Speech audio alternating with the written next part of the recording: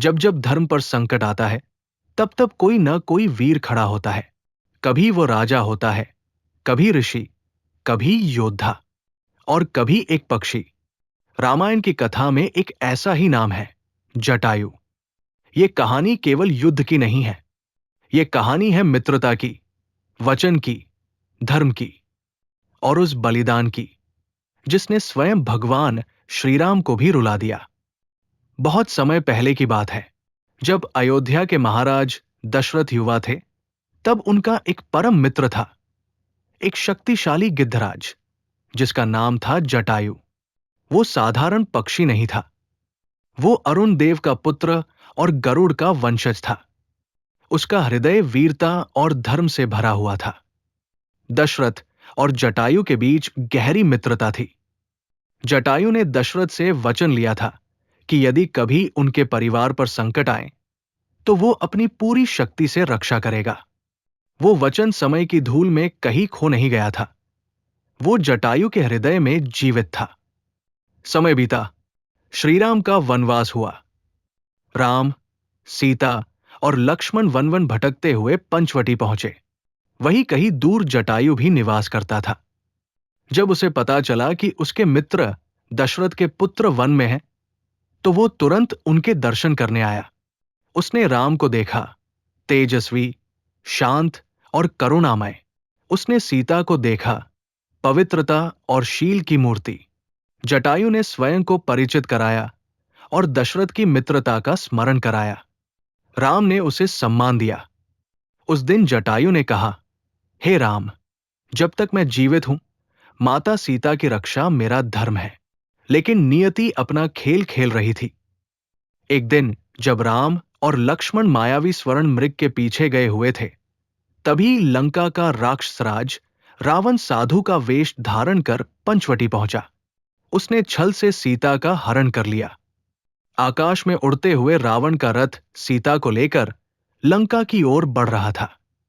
सीता विलाप कर रही थी, हे राम, हे लक्ष्मण। उनकी पुकार जंगल में गूंज उठी। उसी समय आकाश में उड़ते हुए जटायु ने यह करुण स्वर सुना। उसने देखा, रावण सीता का अपहरण कर रहा है।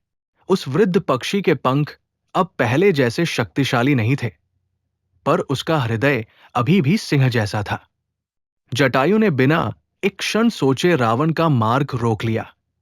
रावण, मैं जटायु हूं, अयोध्या के महाराज दशरथ का मित्र।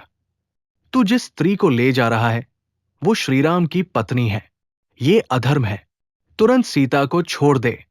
रावण क्रोधित हुआ। उसने जटायु का उपहास किया, तू एक बूढ़ा पक्षी है, मुझसे युद्ध करेगा? पर जटायु पीछे हटने वालों में से नहीं था। आकाश में भीषण युद्ध प्रारंभ हुआ। जटायु ने अपने विशाल पंखों से रावण के रथ को झकझोर दिया। उसने अपने नखों और चोंच से रावण पर प्रहार किया। रावण का धनुष टूट गया। उसका रथ क्षतिग्रस्त हो गया। सीता ने आशा की कि शायद ये वीर पक्षी उन्हें बचा लेगा। कुछ क्षणों के लिए ऐसा लगा मानो जटायु ही विजय प्राप्त करेगा। परंतु रावण कोई साधारण शत्रु नहीं था। वो महाबली था। अंततः उसने अपनी तलवार से जटायु के पंख काट दिए। आकाश में रक्त की बूंदें बिखर गई। जटायु धरती पर गिर पड़ा। रावण सीता को लेकर आगे बढ़ गया। जंगल फिर से शांत हो गया, पर वो शांति बहुत भारी थी। कुछ समय बाद राम और लक्ष्मण लौटे। उन्होंने सीता को नहीं पाया। राम व्याकुल हो उठे। वे वन वन सीता को खोजने लगे। उसी खोज में उन्हें एक घायल रक्तरंजित पक्षी दिखाई दिया। राम ने पहले सोचा कि शायद यही सीता का अपहरण करने वाला है। उन्होंने धनुष उठाया। तभी जटायु ने करुण स्वर में कहा, हे राम, मैं आपका अपराधी नहीं, मैं आपका सेवक हूं। राम उसके पास दौड़े। जटायु ने अंतिम श्वासों में सारी घटना सुनाई। उसने बताया कि रावण सीता को दक्षिण दिशा की ओर ले गया है। राम की आंखों में आंसू भर आए। उन्होंने जटायु का सिर अपनी गोद में रखा। तुमने मेरे लिए अपने प्राण दिए। तुम मेरे पिता समान हो। वो दृश्य अत्यंत करुण था। भगवान स्वयं रो रहे थे। जटायु ने मुस्कुराते हुए अंतिम बार राम का नाम लिया और प्राण त्याग दिए।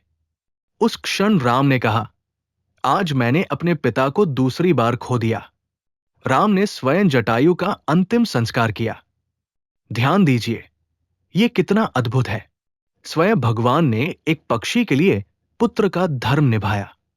उन्होंने जटायु को वही सम्मान दिया जो वे अपने पिता दशरथ को देते। क्यों? क्योंकि धर्म केवल जन्म से नहीं, कर्म से तय होता है। जटायु ने सिद्ध कर दिया कि सच्चा वीर वो नहीं जो बलवान हो, बल्कि वह है जो धर्म के लिए खड़ा हो जाए, चाहे सामने कितना भी बड़ा शत्रु क्यों न हो। जटायु की कथा हमें कई शिक्षाएं देती है। पहली, वचन का पालन। दशरथ से किया गया वादा उसने अंतिम श्वास तक निभाया। दूसरी, धर्म की रक्षा में आयु बाधा नहीं होती। वो वृद्ध था, जानता था कि रावण को हराना कठिन है, फिर भी वो पीछे नहीं हटा। तीसरी, सच्चा बलिदान कभी व्यर्थ नहीं जाता। जटायु के बलिदान ने राम को दिशा दी। उसी से लंका की ओर यात्रा प्रारंभ हुई। आज भी भारत में कई स्थान ऐसे हैं जहां जटायु की स्मृति जीवित है।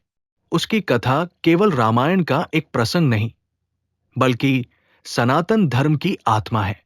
वो हमें सिखाता है कि जब अन्याय सामने हो तो मौन रहना अधर्म है। भले ही हम छोटे हों, दुर्बल हों, अकेले हों, पर यदि हृदय में धर्म है तो खड़े होना ही सच्ची भक्ति है। जटायु ने युद्ध जीता या हारा, ये प्रश्न नहीं है। उसने अपने धर्म को निभाया, यही उसकी विजय थी। और यही कारण है कि उसका नाम आज भी श्रद्धा से लिया जाता है। जब जब रामायण की कथा कही जाती है, जटायु का बलिदान सुनकर हृदय भावुक हो उठता है।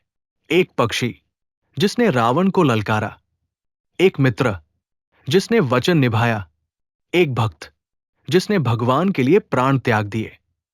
यही है जटायु की अमर कथा। जय श्री राम।